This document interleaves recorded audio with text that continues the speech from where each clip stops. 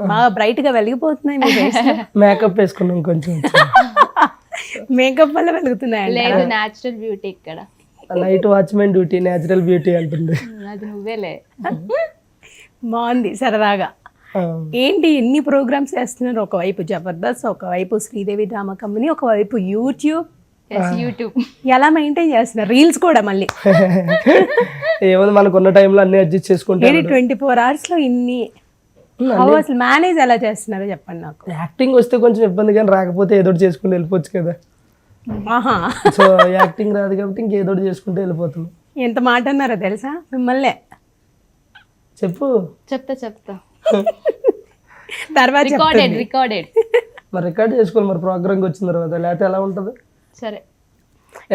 ఎప్పుడు ఇలానే ఉంటూ ఉంటారా? వచ్చి డ్రెస్సులు మార్చుకుంటూ ఉంటుంది, కొంచెం హెయిర్ స్టైల్ ఇవన్నీ. లేదు నువ్వు స్నానం చేయవు, నిజం చెప్పాలి. నేను చేయనని నీకు ఎలా తెలుసు?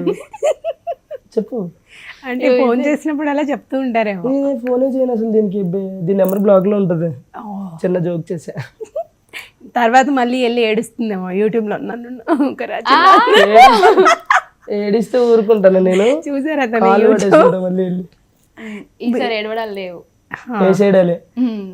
ఎంత బాధపడిందండి, ఎంత ఫీల్ అయింది మీ గురించి తను. ఎవరో తనే చూడలేదా యూట్యూబ్ లో? చూసిన తర్వాత నేను చాలా బాధపడ్డాను.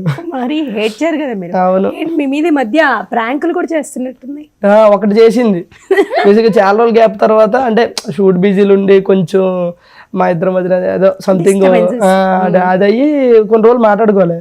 ఆ తర్వాత సడన్ గా కొంచెం ఫోన్ చేసి మాట్లాడిన తర్వాత నిజంగా నాకు జ్వరం వచ్చింది అని చెప్పేసి ఫోన్ చేసింది.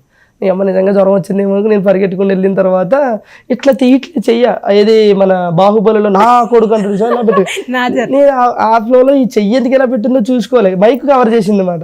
తర్వాత చూసి పద హాస్పిటల్కి వెళ్ళారు ఫ్రాంక్ అంది. కొంచెం కోపం వచ్చింది, తర్వాత ఓకే అని. ఎమోషనల్ కూడా అయ్యారుగా బానే. తప్పదు కదా. ఎప్పుడు బుర్రలేదు అంటావు కదా, చూడు ఎట్లా కవర్ చేసిన ఆ రోజు. ఇప్పుడు కూడా బుర్రలేదు నీకు. బుర్ర ఉంది కానీ మైండ్ లేదు. అంటే ఏంటిది? రెండు ఒకటే కదా. చూసా బుర్ర లేదని నిరూపించేస్తుంది అది విత్ ఇన్ సెకండ్స్ లో.